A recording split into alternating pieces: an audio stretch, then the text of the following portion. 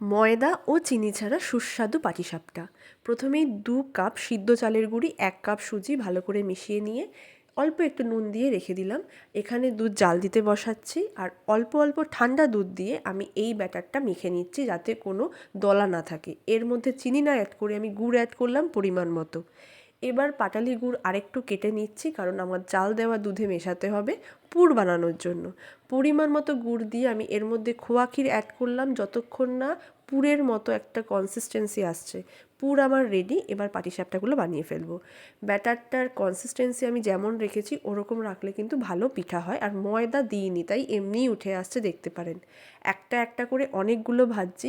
এটা আমার লাস্ট পিঠে আজকের। পুর আমি ভরে ভরে দিয়েছি, কারণ আমাদের বাড়িতে সবাই মিষ্টি খেতে ভালোই বাসে। বেশ ভাজা ভাজা করেছি এটা, এবং খেতে সত্যি ভালো লাগে ভাজা ভাজা হলে। পিঠে আমার রেডি। আমি প্রায় অনেকগুলো পিঠে বানিয়েছি। মিনি ব্লগটা ভালো লাগলে প্লিজ সাবস্ক্রাইব করে দেবেন।